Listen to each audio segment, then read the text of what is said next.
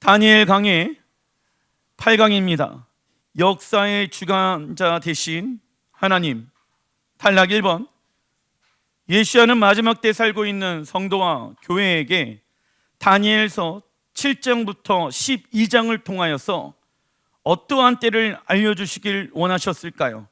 대환란의 때를 알려주시길 원하셨다. 예수와께서 대환란의 때를 알려주신 이유는 우리가 준비하라고 그 때에 대해서 알려주신 것입니다. 그러나 우리의 마음이 언제 빼앗기게 되어집니까? 하나님 나라의 소망함을 잃어버리게 되어졌을 때, 예수와께서 말씀해 놓으신 마지막 때에 하나님의 나라가 이 땅 가운데 완성되어질 그때에 너희들의 이 세상에서는 이러한 일들, 저러한 일들이 일어날 것이다. 준비하여라. 깨어서 준비하여라. 목사님, 나중에 할게요. 주님은 지금 하여라 말씀하십니다. 지금 안 되면 그때도 안 됩니다. 지금 내가 깨어있지 않는다라고 하면은 주님 마지막 때 깨어있게 하여 주십시오, 이 기도는 이루어질 수가 없습니다. 마지막 때 우리의 영혼이 깨어있을 수 있는 유일한 방법은 무엇입니까? 하나님의 말씀으로 돌이키는 삶을 매일마다 행하여야지 우리의 영혼이 깨어있을 수가 있습니다. 방치해 놓고 가만히 내버려 두면은 우리의 영혼은 어떻게 되어집니까? 잠들게 되어진다라고 말씀하고 있지요. 예수와께서 이 땅 가운데 오시게 되어졌을 때 10명의 처녀들이 모두 다 그 밤중에 잠을 자고 있었습니다. 그러나 5명의 신부는 신랑이 오는 나팔의 소리를 듣고 깨어 일어나서 그 신랑을 맞이할 준비를 하게 되어집니다. 다 자고 있었는데 차이가 무엇일까요? 하나님이 말씀하시고 하나님의 음성이 떨어지면은 그때 즉각적으로 깨어서 주님을 맞이할 준비를 하였다라는 것입니다. 그래서 우리가 지금 이 시간 교회를 다니는 것 안에만 머물러 있다라고 하면은 여러분들 마지막 때를 준비할 수가 없습니다. 교회를 다니는 것으로 인해서 내 영혼이 안전하겠지라고 생각해서는 안 됩니다. 예배를 드렸으니까 내가 안전하겠지, 마지막 때 주님 오시는 그날 주님을 맞이할 수 있겠지라고 생각하는 것은 엄청난 오해이고 착각입니다. 왜요? 그때를 향한 하나님의 계획과 섭리가 무엇인지 알아야 우리의 삶이 그분의 말씀과 계획 안에 적용할 수가 있게 되어진다는 것입니다. 악한 영은요, 우리의 영혼이 그 하나님의 나라에 들어가지 못하도록 무엇하게 합니까? 미혹해 한다. 그런데 마지막 때의 크나큰 문제는 무엇입니까? 성도들이 미혹을 당하였는데도 불구하고 본인들은 미혹당하지 않았다라고 오해하고 착각하는 일들이 많이 일어나게 될 것이다 라는 것입니다. 그래서 예수와께서 마태복음 24장에 이러한 일들을 알길 원하니 그러면은 다니엘서를 읽는 자는 깨달을진저라고 말씀하고 있죠. 그래서 우리는 다니엘서를 읽습니다.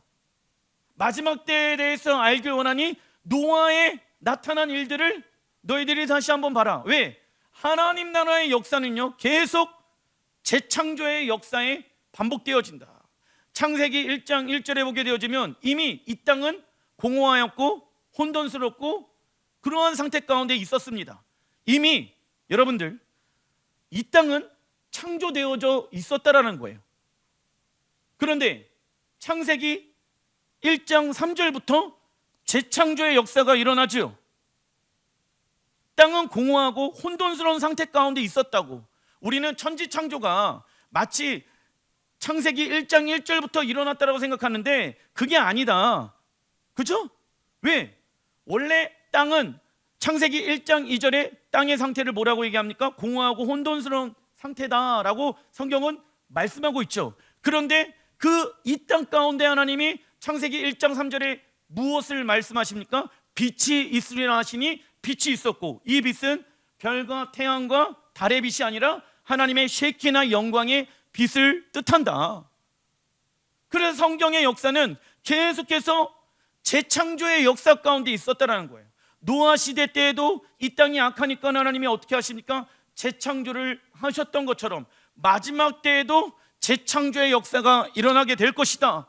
그래서 우리는 하나님의 재창조의 역사가 어떻게 운행되고 있는가를 알아야지 그때를 우리는 준비할 수 있게 되어진다. 그 중에 대표적인 예가 무엇이 될 수 있습니까? 하나님은 이스라엘을 바라보면서 이스라엘은 나의 눈동자이다. 여러분들, 하나님께서 이스라엘 가운데 행하시고 있는 그 일을 통하여서 우리는 마지막 때에 어떠한 일들이 이 시대 가운데 일어날 것인가를 알 수가 있게 되어진다. 그리고 눈동자는요, 작은 먼지가 눈에 들어가더라도 민감하게 반응하게 되어집니다. 그래서 우리는 영적인 민감함이 반응되어져야 되는데, 그게 이스라엘을 향한 하나님의 계획을 보면은 하나님이 지금 이렇게 일하고 계시는구나 하는 것을 알 수가 있게 되어진다.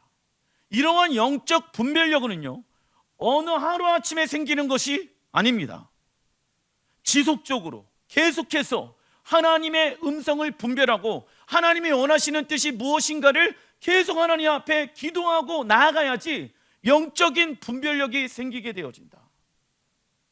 하루아침에 생기는 것이 아니다. 그런데 여러분들, 이 영적 분별력은요, 하루아침에 한순간의 사건으로 인해 잃어버릴 수도 있다라는 거예요. 우리의 영적 분별력은 언제 잃어버리게 되어집니까? 세상과 타협하는 그 순간에 보암직하고 먹음직하고 하는 것처럼 세상의 것을 취하게 되어졌을 때 우리는 아담처럼, 야, 이거 좋은데? 이거 맛있는데? 이거 하나님이 주신 거 아니야? 라고 생각을 하면서 영적인 분별력을 잃어버리게 되어질 수도 있다라는 거예요. 그래서 성경은 항상 깨어 있어라. 항상 깨어 있기 위해서는 무엇을 해야 됩니까? 날마다 십자가 앞에 내 삶을 점검해 봐야 합니다. 지금 되어지지 않는다라고 하면은 그때 되어질 수가 없습니다. 다니엘서 7장 이후부터는 마지막 때에 일어날 하나님의 나라와 적그리스도의 나라가 충동하는 갈등에 대해서 말씀하고 있습니다. 그래서 우리는 멸망에 가증한 것이 거룩한 곳, 어디를 말합니까? 예루살렘 성전. 멸망에 가증한 것은 누구를 뜻합니까? 적그리스도, 짐승이라고 성경은 말씀하고 있습니다. 그 적그리스도가 가장 거룩한 곳에 서게 되어지면 이 땅은 무엇이 시작되어집니까? 대환란이 시작되었음을 알 수 있습니다. 여러분들, 적그리스도가 그 예루살렘 성전에 딱 서기 위해서는 무엇이 필요합니까? 예루살렘 성전이 첫 번째 필요하다. 그리고 두 번째는 그 예루살렘이 팔레스타인 구역으로 팔레스타인 사람들이 그 예루살렘을 운영하는 것이 아니라 이스라엘 백성들이, 이스라엘 나라가 재건되어져야 된다. 그리고 그 예루살렘에서 성경에 보니까는 제사를 멈추게 한다. 회복되어진 제사를 적그리스도가 멈추게 한다. 그렇다라고 하면은 이 땅에 어떠한 제사가 다시 회복되어질까요? 땅의 짐승의 피해 제사가 회복되어지는 거예요. 어디에? 예루살렘 성전에. 그리고 지금의 예루살렘의 성전이 세워지는 것이 아니라 지금 황금돔 위치에 있는 그 자리의 어간에 여러분들 삼성전이 세워지게 될 것입니다. 이건 성경에 말씀 기록되어져 있는 것을 우리는 알 수가 있는 것이죠. 그래서 적그리스도는 그 새롭게 세워진 성전 위에다가 무엇을 만들까요? 우상을 만들게 되어지며 그때부터 유대인들의 제사를 다 폐하기 시작할 것입니다. 뉴스 통해서 우리는 마지막 때를 볼 수가 있게 되어질 것입니다. 그리고 저는요, 네 번째 짐승을 로마로 해석하지 아니하고 무엇으로 해석합니까? 이슬람 제국으로 해석합니다. 다니엘서 7장 7절에 보게 되어지면 네 번째 왕국은 정복한 나라와 백성들을 부수고 삼키고 밟아 버리는 것을 반복 강조하고 있기 때문입니다. 로마는 이것과 이 말씀과 맞습니까? 아닙니까? 아니에요. 길을 내주고요, 다른 종교들을 자기네 종교 안으로 들어오게 하고 그들의 문화를 인정해주고 존중해줬다. 즉, 네 번째 왕국은 로마 제국과는 맞지 않으며 이슬람 제국과는 일치하고 있습니다. 그리고 적그리스도는 정치인의 모습으로 나타나 호언장담을 하며 열방 가운데 두려움과 거짓 약속들을 하게 되어질 것이다. 그래서 정치의 영은요, 지금 이 나라 가운데도 이 세계 가운데도 있는데, 정치의 영은 항상 무엇을 합니까? 호언 장담을 말한다. 이러한 정치의 영은 모압의 왕 발락의 모습을 통해서도 알 수가 있는 것이죠. 그리고 적그리스도는 10개의 이슬람 제국 중에 3명의 지도자를 죽이게 될 것이며 세계 무대 가운데 나타나게 될 것입니다. 이 말씀의 결론은 당연히 하나님의 나라가 적그리스도의 나라를 무너뜨리고 승리하게 될 것입니다. 그러나 문제는 무엇입니까? 읽어보겠습니다. 마지막 때에 살고 있는 성도와 교회가 예수께서 오시기 전까지 하나님께 순종할 것인가 아니면 적그리스도에게 복종할 것인가를 선택할 때가 온다라는 것입니다. 여러분들, 믿음은 선택 아니겠습니까?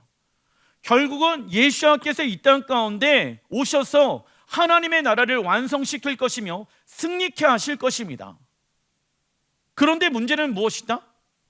우리가 적그리스도의 말을 따라갈 것인가, 하나님의 말씀을 따라갈 것인가 시험하는 때가 오게 되어진다라는 것입니다.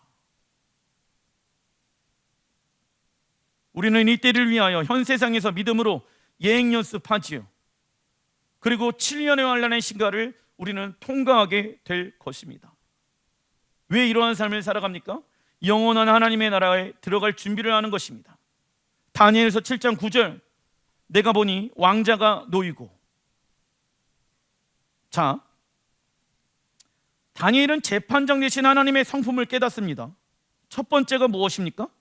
옛적부터 항상 계신 이가 좌정하셨는데, 하나님은 옛적부터 계시는 분이십니다. 그리고 앞으로도 계실 분이십니다. 이 계시를 받게 되어지는 거예요. 어느 때에? 적그리스도가 이 땅에 나타나서 믿는 사람들에게 큰 환난과 핍박을 주게 되어졌을 때, 여러분들, 하나님이 어떠한 분인지를 우리가 알게 되어지면 그 모든 핍박을 이겨낼 수 있는 힘을 얻게 되어질 것입니다. 그러나 여러분들, 하나님의 성품을 모르는 사람들은요, 어떻게 말할까요? 왜 하나님이 이러한 환경을 우리에게 허락해 주셨을까? 거기에 집중하다 보니까는 하나님에 대한 불신들이 내 마음 가운데 일어나게 되어지겠죠. 우리는 종종 우리가 이해하지 못하는 어떠한 영역이 우리의 삶 가운데 일어나게 되어졌을 때, 왜 하나님이 이러한 일들을 나에게 허락하셨을까? 그렇게 하나님 앞에 질문도 해보고 묵상을 해보는 것은 문제가 되어지지 않습니다. 그런데 계속 답을 찾지 못하고 헤매고 있다 보면은 결국 하나님을 향한 불신이 생긴다라는 거예요. 하나님께서 왜 이러한 환난과 고난을 우리에게 허락하십니까? 고난은요, 하나님의 말씀에 순종하는 방법을 배우는 시간들인 거예요. 우리가 거룩한 주의 백성으로 변화되어질 수 있도록, 우리 안에 이 문제를 통해서 하나님 앞에 잘못된 우리의 신앙생활이 무엇인지를 점검할 수 있도록 하나님께서 우리에게 무엇을 허락하셨다? 고난과 환난이라는 것을 허락하셨다라는 것입니다.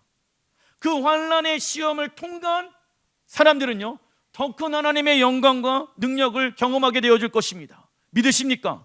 하나님의 사람들을 보십시오. 아브라함, 요셉, 야곱, 모든 하나님의 사람들은 무엇이 있었습니까? 고난과 핍박을 경험하게 되어졌다. 시험을 경험하게 되어졌다. 그 이후에 믿음으로 넘어간 사람들은 놀라운 하나님의 축복을 경험하게 되어집니다. 두 번째, 하나님의 성품은 어떠한 분이십니까? 그의 옷은 희기가 눈 같고 그의 머리털은 깨끗한 양의 털과 같고 머리털이 시다라는 것은 여러분들 어르신들이 머리가 하얗지요. 그건 지혜를 뜻합니다. 하나님의 머리가 하얗다라는 것은 하나님은 놀라운 지혜를 소유하고 계신 분이십니다. 그리고 세 번째, 그의 보좌는 불꽃이요 그의 바퀴는 타오르는 불이며 불이 강처럼 흘러 그의 앞에서 나오며 그를 섬기는 자는 천천히요 그 앞에 모셔 선 자는 만만이며 심판을 베푸는 책들을 펴 놓았더라. 다니엘은 하나님께서 열방에 대한 무엇으로 하늘 법정에 앉아 계시는 환상을 보게 되어집니까? 재판장. 마지막 때 살고 있는 성도들의 삶 가운데 하나님의 세 가지 성품을 알아야 된다. 어떠한 성품? 왕이신 하나님, 재판장 대신, 심판장 대신 하나님, 신랑이신 하나님에 대한 계시가 있어야지 우리의 무엇이 성장하게 되어집니까? 믿음이 성장하게 되어진다. 내가 원하는 하나님의 성품만을 내가 구해서는 안 됩니다. 그러다 보면은 결국 하나님에 대한 성품의 왜곡이 생기게 되어진다라는 것이죠. 하늘 법정에는 책들이 펼쳐 있는데 하나님은 그 책들을 통하여 이 땅을 심판하시게 됩니다. 하나님을 믿는 자에게는 이 책에 기록된 대로 상급을 받을 것이며 믿지 않은 자에게는 이 책에 기록된 대로 심판을 받을 것입니다. 그런데 출애굽기에도 보게 되어지면 또 이 생명책에 무엇되어질 수 있다라고 성경은 말씀하고 있습니까?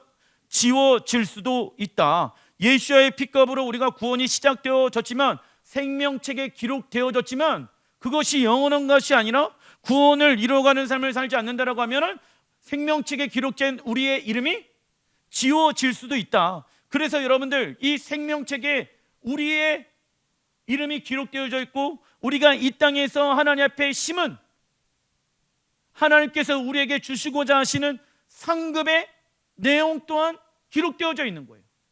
그러나 아무런 상급이 없는 사람들은 하나님의 심판의 책 가운데 기록되어질 것입니다. 우리는 이 세상에서 살면서 하나님의 말씀을 통하여 거룩한 것과 거룩하지 않은 것을 분별해야 한다. 그 이유는 하나님은 무엇대로 심판하실까요? 각 사람의 행위대로, 말씀으로 우리를 심판하시죠. 각 사람의 행위대로. 목사님, 행위 구원론을 말씀하십니까? 아니죠. 우리는 구원받은 하나님의 백성입니다. 이제 세상과 어떠한 삶을 살아갑니까? 구별되어진 삶을 성경은 뭐라고 얘기합니까? 거룩한 삶. 지금 회개하지 않으면, 지금 거룩한 삶을 살지 아니하면 어찌 하나님의 나라에 들어가서 거룩한 삶을 영원토록 살아갈 수가 있겠습니까? 어떠한 사람들은 합리화하면서 그때 가면은 자연스럽게 그게 될 거라고 얘기합니다. 그런 일은 일어나지 않습니다. 왜? 하나님은 우리에게 자유의지를 예수의 피값을 통해서 허락하셨고 하나님은 우리를 조종하시는 분이 아니시며 우리와 인격적인 사랑의 관계를 누리시길 원하시는 분이시기 때문입니다. 그러나 여러분들, 죄의 유혹들은 다 심판받고 떠나갔기 때문에 우리가 더 이상 죄 가운데 있지는 않을 거라고. 그런데 이 땅에서 사는 동안은 죄 가운데 있지 않기 위하여 무엇을 해야 됩니까? 영적 전쟁, 몸부림을 쳐야 된다고. 목사님, 왜 이렇게 살아갑니까? 저는요, 이 땅에 하나님의 나라가 완성되어질 것을 믿기 때문입니다. 참고로 법을 어겼는데도 불구하고 징계와 심판이 없다라고 하면 그것은 법이라고 말할 수 있습니까? 없지요. 하지만 어떤 이는 한 번 구원은 영원한 구원이며 한 번 구원받은 사람은 어떠한 죄를 범하여도 영원히 버림받지 않는다라고 생각합니다. 그러나 주님은 그의 열매로 그들을 알 수 있다라고 말씀합니다. 만약 하나님이 우리의 죄와 세상의 죄악을 보고도 가만히 계시는 분이라고 하면 그 하나님은 어떠한 분이다? 무능하신 분이 되는 것이에요. 그리고 어떤 사람은 또 구약의 하나님은 심판의 하나님, 공의와 정의의 하나님, 무서운 하나님, 신약의 하나님은 은혜와 자비의 하나님, 사랑이 많으신 하나님, 이렇게 구분을 해놓고 성경의 말씀을 해석하고 또 적용하는 사람들이 있어요. 굉장히 잘못되어 온 겁니다. 왜? 사복음서를 읽어보십시오. 예수님께서 사랑도 얘기하지만 무엇도 얘기합니까? 마지막 때의 심판의 때를 위해 준비하여라. 거룩한 신부로 준비하여라. 혼인잔치가 일어난다. 계속 심판의 때에 대해서 예수님께서 말씀하셔요. 그래서 균형이 있어야 되는 거예요. 그러나 균형이 깨어지다 보면 어떻게 되어집니까? 분별력을 잃어버리게 되어진다. 하나님은 죄를 범하였지만 마음을 돌이켜서 죄에서 떠나 악한 행실을 제거하고 하나님의 말씀으로 돌아가는 회개를 지금 한다라고 하면 하나님은 미쁘시고 의로우사 우리의 죄를 지금 사해 주실 것입니다. 믿으십니까? 그래서 우리는 은혜의 때에 살고 있는 거예요. 지금 회개하고 지금 돌이키고 지금 말씀 가운데 거하는 허락을 우리에게 해주신 것이다. 그러나 그러한 때가 끝나고 무슨 때가 시작되어집니까? 보복의 날, 심판의 때가 시작되어지는 날이 온다. 하나님이 왜 그때에 대해서 우리에게 알려주셨을까요? 준비하라고. 만약에 한 번 구원은 영원한 구원이라고 하면 이러한 말씀을 기록해 둘 필요가 있을까요? 없을까요? 없잖아요. 그런데 왜 기록해 놓으셨을까요? 준비하라고. 다니엘은 심판장 대신 하나님의 성품을 깨닫게 되어집니다. 첫째, 하나님은 적어놔 주십시오. 옛적부터 항상 계신 분이십니다. 옛적부터 항상 계신 분이십니다. 이는 영원전부터 스스로 계신 하나님이 아버지의 속성을 말하지요. 하나님은 온 인류의 역사를 주관하시며 당신의 섭리와 계획을 이 땅에 시행하시는 분이십니다. 믿으십니까? 그런데 우리는 종종 신앙생활을 하면서 왜 이러한 일들이 우리에게 일어나는가를 생각할 때가 있습니다. 예를 들면 우리 세대에 적그리스도가 나타나서 믿는 이들을 괴롭히고 죽이게 될 것입니다. 그러나 때가 되어지면 모든 악한 지도자와 정부들은 하나님에 의해 무엇되어진다? 제거되어진다. 이때 우리는 적그리스도에게 집중하지 아니하고 영원전부터 존재하시며 스스로 계신 하나님 아버지에게 초점을 맞춰야 된다. 우리의 현실의 작은 퍼즐만 봐서는 안 되며 큰 하나님의 나라의 그림을 볼 수 있어야 합니다. 하나님은 당신의 백성들을 위한 승리와 영원한 계획들을 안전하게 성취하시는 영원하신 분이십니다. 그래서 우리 시대에 적그리스도가 오더라도 우리가 큰 핍박과 환난 가운데 7년 동안 거할지라도 여러분들, 하나님은 옛적부터 계신 분이십니다. 이거를 선포해야 되는 거예요. 그리고 온 인류의 역사는 누구에 의해 지금 운행되고 있다? 하나님의 말씀에 의해 운행되어지고 있다. 두 번째, 하나님의 성품입니다. 하나님의 옷과 머리털은 깨끗한 양털과 같고 밝은 흰색입니다. 이는 하나님의 계획과 행하시는 모든 것들이 정결하며 완벽하게 지혜로운 것을 의미합니다. 셋째, 하나님의 보좌는 온 인류를 다스리는 곳이며 하나님과 친밀한 교제를 나누는 곳입니다. 모든 대적들은 하나님의 보좌 앞에 서게 될 것이며 하나님의 명령에 의해 악한 자들에게 형벌이 내려지게 될 것입니다. 그러나 우리에게 있어서 하나님의 보좌는 세상에서 어떠한 곳이 되어진다? 가장 안전한 곳이 주님의 보좌가 되어질 것이며 우리는 그분의 보좌 앞에 나아가 신랑 예수와 가장 친밀한 교제의 장소가 되어질 것입니다. 왕의 통치가 풀어지는 곳이죠.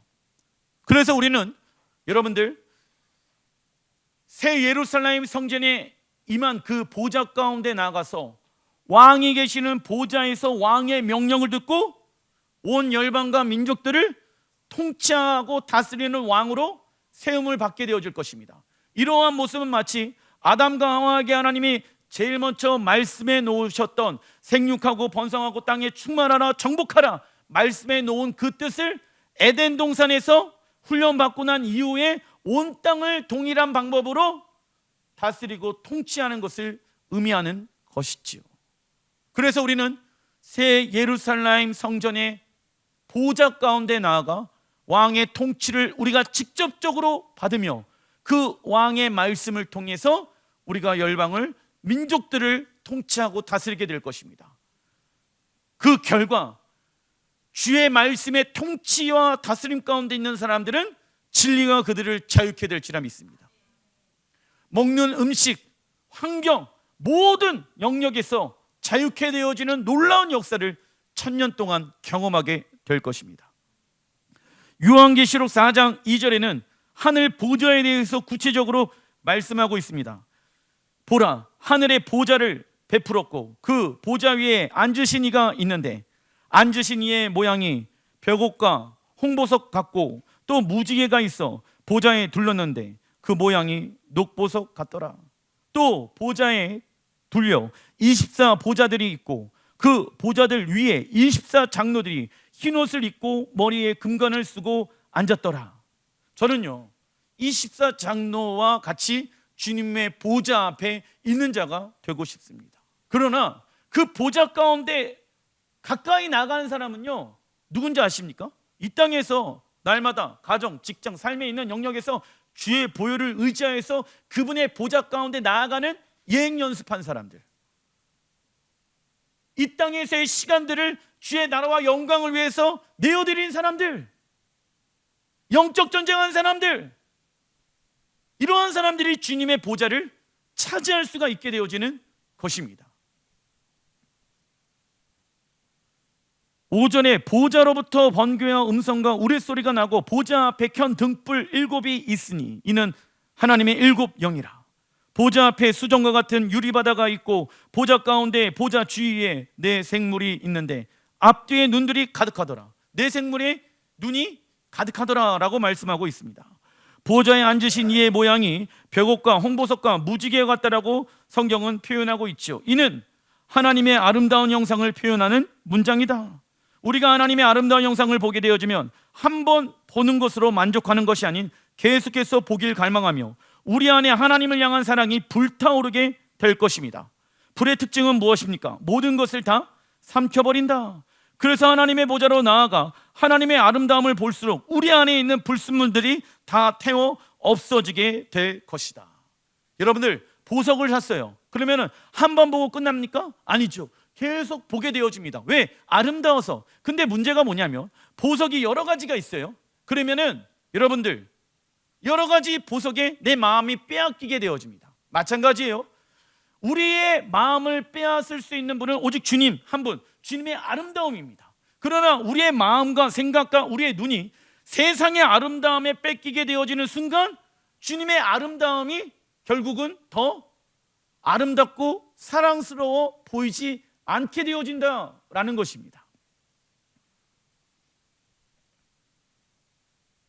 그리고 하나님의 보좌에 있는 24 장로들이 있는데 그 보좌로부터 번개와 음성과 우레소리가 나오게 되어집니다. 이 소리는 무엇을 말할 수 있습니까? 성도들이 찬양과 중보 기도를 의미한다. 그리고 하나님의 보좌에 있는 네 생물들이 있는데 그들은 눈이 앞뒤로 가득한 형상을 가지고 있습니다. 이는 구원이 완성된 자들이 누구만을 바라보게 될 것을 의미합니까? 하나님만을 바라보게 될 것을 의미하고 있는 것이다. 수많은 눈들을 가지고 있었던 네 생물들이 왜 하나님은 그 생물들을 수많은 눈으로 묘사하고 있습니까?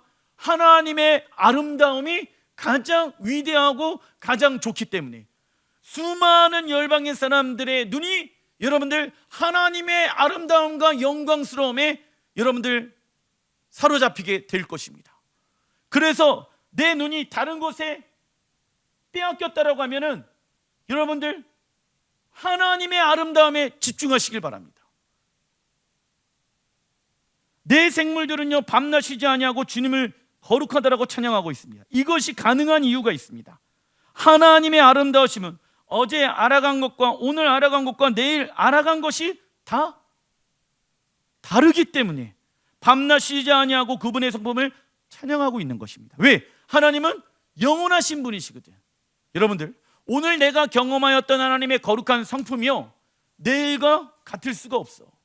왜? 하나님은 영원한 성품을 소유하고 계신 분이시거든. 그래서 날마다 신앙생활하면 할수록 하나님의 아름다우심의 성품이 넓이와 깊이와 높이가 계속 성장하게 되어지는 거예요.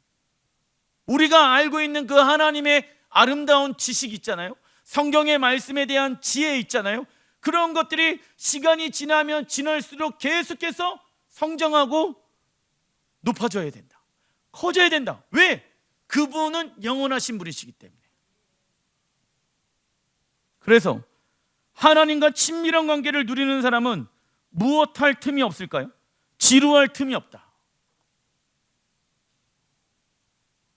하나님을 예배하는 게 왜 지루할까요? 그 이유는 굉장히 단순합니다. 내 마음이 다른 것에 빼앗겨 있기 때문에 지루하다고 생각하는 거예요. 근데 하나님을 찬양하고 하나님을 예배하고 하다 보면 지루할 틈이 없는 거예요. 왜? 예배 드릴 때마다, 기도 드릴 때마다 하나님의 놀라운 성품들이 계속 풀어지는 거예요. 어제 경험했던 그 예수와의 십자가의 사랑이 어제랑 오늘이랑 같을 수가 있습니까? 아니에요. 계속 눈물이 흐르는 거예요. 왜 눈물이 흐릅니까? 그분의 은혜가, 새로운 은혜를 우리에게 다가오기 때문입니다. 근데 어느 순간 눈에 눈물이 마를 때가 있다. 왜요? 알고 있어. 무엇을? 하나님의 사랑이 무엇인지. 그런데 어떻게 하나님만 믿고 사냐? 세상의 것도 취하면서 살아야지. 그러다 보면 두 마음이 되어지고 안정감을 잃어버리게 되어지고, 요한복음 3장 21절에 이기는 그에게 내가 내 보좌에 함께 앉게 하여 주기를 나와 있죠. 하나님은 누구에게 당신의 보좌에 함께 앉혀주신다라고 말씀하십니까? 구원의 완성을 위해 날마다 영적 전쟁한 성도들은 예수와 함께 하나님의 보좌에 앉아 이 땅을 다스리는 왕의 권세를 얻을 것입니다. 이기는 자에게, 예수의 이름으로 싸우는 자에게, 영적 전쟁에 참여하는 자에게 하나님의 보좌에 앉게 하는 일들을 하나님이 우리에게 허락하신다. 그래서 이 날을 위해 싸우는 거예요. 여러분들, 이 땅에서 우리의 광야 같은 시간들은 무엇되어져 있다? 한정되어져 있다. 반드시 영원한 때가 온다. 영원한 때를 위하여 제한되어진 이 땅에서의 시간, 물질, 생각, 에너지를 그분의 나라를 위해서 내어드리는 사람은 굉장히 지혜로운 사람입니다. 그래서 계속 세상의 가치관과 무엇한다? 싸우는 거예요. 왜? 나 하나님의 보좌 가운데 예수와 함께 그 자리에 앉기를 원합니다. 누가 그 자리에 앉을지는 그때 가서 알 수가 있겠죠. 하지만은 우리의 삶의 방향성, 우리의 삶의 목적에 대해서, 비전에 대해서 말씀하고 있는 거야. 근데 이 말씀이 왜 지루할까요? 이 말씀이 왜 내 귀에 들어오지 않을까요? 이유는 단순합니다. 하나님의 보좌에 관심이 없기 때문입니다. 하나님의 보좌에 대한 내 마음의 갈망함과 목마름이 왜 일어나지 않을까요? 세상에 높아지길 원하기 때문입니다. 세상에서 잘 나가고 싶기 때문입니다. 그래서 하나님의 보좌는 낮고 낮은 자, 이 땅에서 낮고 낮은 십자가의 길을 가는 자들에게 주어지는 것이거든. 이 땅에서 낮아지만 하나님 나라에서는 높아지는 거예요. 이 땅에서는 내 생각을 비우고 하나님이 내 왕이십니다. 왜 이렇게 살아갑니까? 주의 뜻만이 높아져야 되기 때문에 결국 우리가 그 하나님의 보좌에서 온 열방을 통치하고 다스릴 때가 올 것입니다. 나를 주님이 높이 세우실 때가 올 거라 믿습니다. 이 땅에서 높아지지 않아도 괜찮습니다. 영원한 하나님의 나라에서 영원토록 높아지는 것이 제일 좋습니다. 그래서 고난이 오더라도 이겨낼 수가 있는 거예요. 핍박이 오더라도 이겨낼 수가 있는 거예요. 왜? 내 소망은 하나님의 나라고, 내 소망은 하나님의 보좌에 앉는 것이기 때문에. 그러려면 지금 이기는 자가 되어야 된다고. 목사님, 앞으로 할게요. 내가 좀 나이 들고 장사 안 하고 일 안 하고 그러면 그때부터 할게요. 지금 안 되면 그때도 안 됩니다. 다니엘서 7장 15절, 나 다니엘이 중심에 근심하며 내 머릿속에 환상이 나를 번민하게 한지라. 왜 번민할까? 다니엘은 하나님의 보좌, 예수와의 승리, 적그리스의 멸망까지 보았지만 넷째 짐승인 적그리스의 힘과 맹렬함과 오만함을 보며 마음이 고통스럽습니다. 그렇다면 무엇이 다니엘을 번민하게 했을까요? 단락 2번 다니엘서 7장 21절 읽어보겠습니다. 이 뿔이 성도들과 더불어 싸워 그들에게 이겼더니 옛적부터 항상 계신 이가 와서 지극히 높으신 이의 성도들을 위하여 원한을 풀어주셨고 때가 이름에 성도들이 나라를 얻었더라. 아멘. 다니엘은 옛적부터 계신 이 온 인류의 역사를 주관하신 하나님의 리더십과 주권을 신뢰하였지만 앞으로 다가올 극심한 순교에 깊이 번민하게 되어집니다. 요한계시록 2장 10절에 보게 되어지면 너는 장차 받을 고난을 두려워하지 말라. 볼지어다 마귀가 장차 너희 가운데 몇 사람을 옥에 던져 시험을 받게 하리니 너희가 10일 동안의 환난을 받으리라. 그때 무엇을 하라고 말씀합니까? 내가 죽도록 충성하라. 그리하면 내가 생명의 관을 내게 주리라. 성경에는 그냥 대충 충성해도 된다라고 말씀하고 있습니까? 죽도록 충성해야지 생명의 면류관을 받을 수 있다라고 말씀하고 있습니까? 죽도록 충성해야지 생명의 면류관을 받으라고 말씀하고 있습니다. 그런데 마지막 때 성도들이 무엇을 받게 되어집니까? 큰 환난과 순교를 당하는 모습을 보고 이 다니엘이 마음에 번민함이 생기는 거예요. 그런데 이 말씀 안에 희망이 있습니다. 적그리스도는 마지막 때 성도들에게 10일이라는 환난의 시험을 주게 될 거라고 말씀하고 있는데 10일의 히브리적 의미는요, 적어놔 주십시오. 하나님이 정해놓은 시간입니다. 핍박과 고난이 영원하지가 아니하고 하나님께서 10일 하나님께서 정해놓은 무엇이 있다? 시간이 있다라는 거예요. 하나님께서 그리스도인에게 받아야 할 환난의 분량을 하나님은 정해놓으셨다. 하나님께서 정해놓으신 환난의 시간을 다 채우지 아니하고 회피하거나 세상으로 도망치면 끝이 아닙니다. 예수는 환난과 궁핍을 없애주시겠다라고 하지 아니하시고 죽게 되더라도 무엇하라? 충성하라고 말씀합니다. 그 이유는 육신의 죽음은 끝이 아니기 때문입니다. 환난의 시간은 잠시 잠깐이며 우리에게는 영원한 생명이 기다리고 있기 때문입니다. 이를 경험하기 위해서는 무슨 때를 경험해야 됩니까?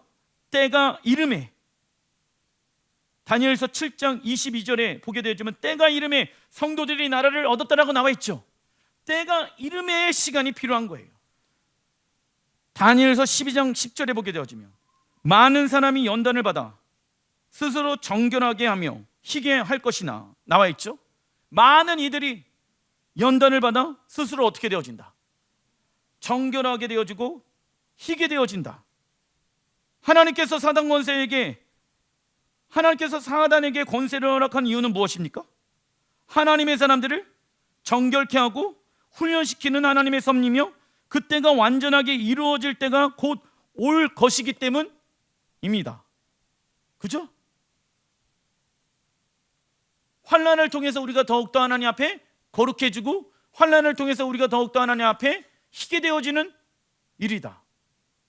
거룩한 신부로 구별되어지는 삶을 살아갈 때이다 라는 것입니다. 그런데 악한 사람은 악을 행하리니 악한 자는 아무것도 깨닫지 못하되 오직 지혜 있는 자는 깨달으리라. 악한 자는요, 여러분들 아무것도 깨달을 수가 있다 없다? 악한 사람은 왜 이러한 일이 일어났을까 깨닫지 못하는 거예요. 7년의 환난의 때인데 이 시간 끝에는 하나님의 나라가 이 땅 가운데 완성되어진다. 우리 왕 예수와 오신다. 그런데 깨닫지 못하는 거예요. 적그리스도가 누구다? 메시아다 라고 알게 될 것입니다. 하나님께서 사단에게 권세를 허락하신 이유는 무엇입니까? 하나님의 사람들을 정결케 하고 훈련시키는 하나님의 섭리이며 그때가 완전하게 이루어질 때가 곧 오기 때문입니다. 물론 회개하며 심판의 과정을 통과하는 것은 쉬운 일은 아닙니다. 그러나 심판 이후에 시작될 하나님 나라에 대한 소망이 있기 때문에 우리는 견딜 수가 있는 것입니다. 그래서 마지막 때 교회는 대환란을 통과하는 것으로 나오기 때문에 이 나라를 위해 교회는 준비되어야 합니다. 그러나 악한 사람은 하나님이 살아계신다라고 하면 왜 이러한 환란을 우리에게 주셨는지 모르기 때문에 하나님을 무엇한다? 원망할 것입니다. 대환란의 때를 준비하지 않는 교회는 어떻게 이 날을 통과할까? 우리의 중보기도가 되어야 할 것 같습니다. 중간 1번 다니엘서 7장 25절 읽어보겠습니다. 그가 장차 지극히 높으신 이를 말로 대적하며 또 지극히 높으신 이의 성도를 괴롭게 할 것이며 그가 또 때와 법을 고치고자 할 것이며 성도들은 그의 손에 붙임 바 되어 한때 두때 반때를 지내리라. 아멘. 자, 첫 번째 적그리스도의 특징이 나오죠. 적그리스도는 지극히 높으신 이를 무엇으로 대적한다? 말로.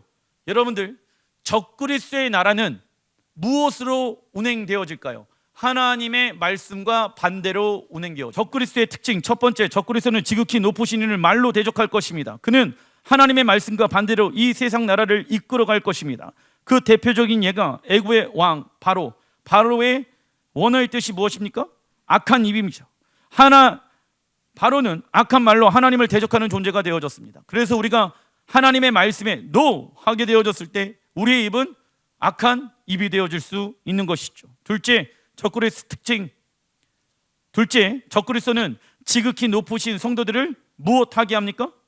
괴롭게 한다. 당시 다니엘은 하나님의 성도들은 이스라엘 백성들밖에 없었습니다. 그래서 적그리스도는 유대인과 그리스도인들을 괴롭게 할 것이다. 왜냐하면 거룩한 성도들을 괴롭게 한다라고 지금 다니엘서 7장 25절에 나와 있죠. 다니엘 당시 하나님의 성도들은 누구밖에 없었다? 이스라엘 유대인들밖에 없었다. 그래서 적그리스도는 유대인과 그리스도인들을 무엇한다? 괴롭게 할 것이다.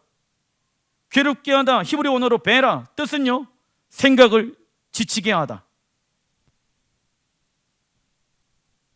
우리가 지칠 때가 언제입니까? 우리의 생각이 지칠 때가 언제입니까? 우리의 감정이 지칠 때가 언제입니까? 우리의 뜻을 따라 살아가게 되어졌을 때 우리의 생각은 지치게 되어진다.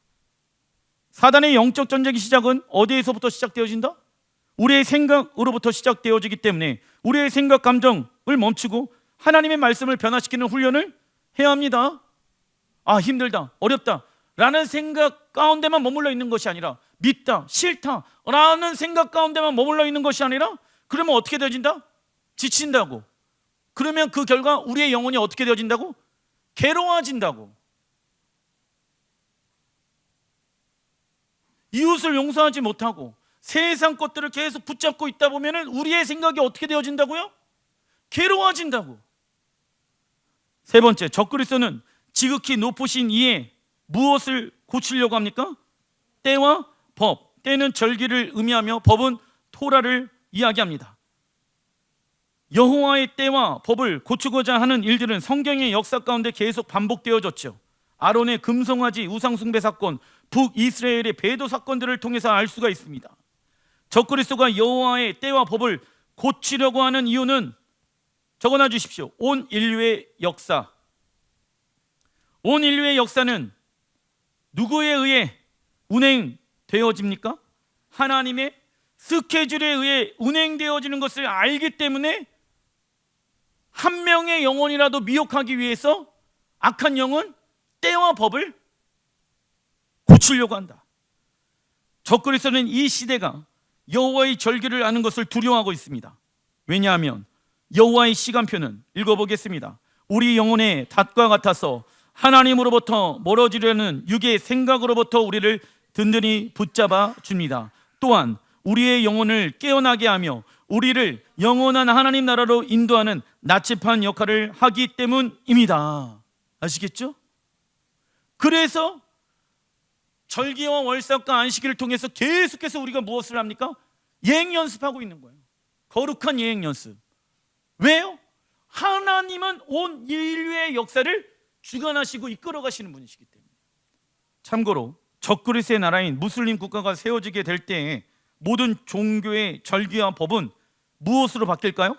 이슬람의 절기와 꾸란으로 받게 되어진다. 그리고 전 세계가 무슨 시간을 보내는지 아십니까? 지금 대표 기도 때도 얘기해 주셨지만 라마단 기간을 지키게 되어질 것이다. 모든 시간들, 모든 법들을 꾸란과 이슬람의 절기에 맞춰서 움직이게 되게 할 것이다.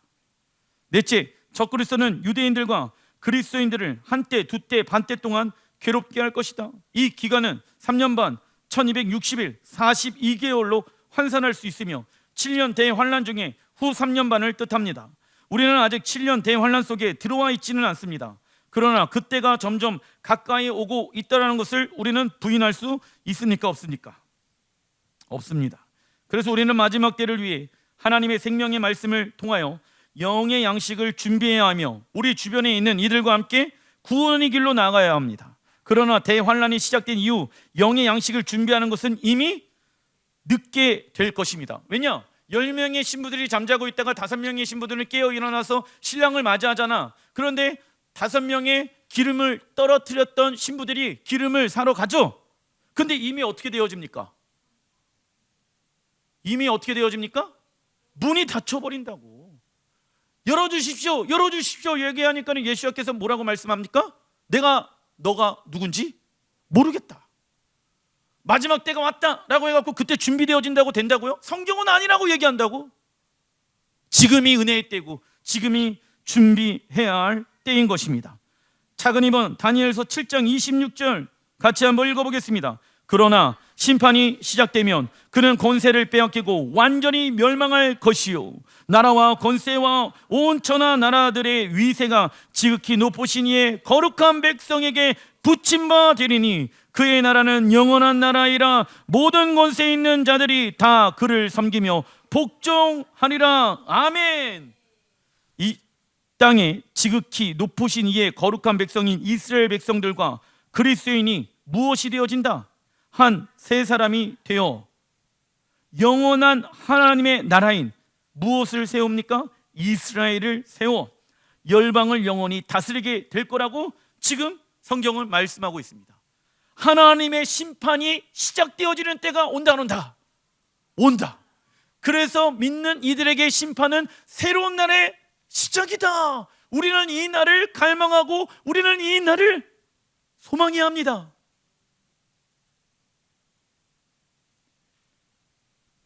적그리스도가 우리에게 주는 환난은 7년으로 정해져 있지만 하나님께서 우리에게 주시는 축복은 무엇합니까? 영원합니다. 우리는 무엇을 선택해야 할까요? 마태복음 24장 12절 불법이 성행함으로 많은 사람의 사랑이 식어지니라. 여러분들, 불법은 무엇입니까? 하나님의 말씀에 반대로 살아가게 되어지니까 하나님을 향한, 이웃을 향한 사랑이 어떻게 되어진다? 식어진다. 하나님의 말씀대로 살아가면 하나님의 사랑하고 이웃을 더욱더 사랑하게 되어진다. 그러나 불법대로 살아가게 되어진다면 하나님을 향한 사랑과 이웃을 향한 사랑이 어떻게 되어진다? 식어진다. 그리고 13절 읽어보겠습니다. 그러나 끝까지 견디는 자는 구원을 얻으리라. 이 천국 복음이 모든 민족에게 증언되기 위하여 온 세상에 전파되리니 그제야 끝이 오리라. 사랑하는 성도 여러분, 예수를 믿는 믿음을 끝까지 견뎌서 구원을 완성하시길 주의 이름으로 축원드립니다. 아멘. 기도하겠습니다.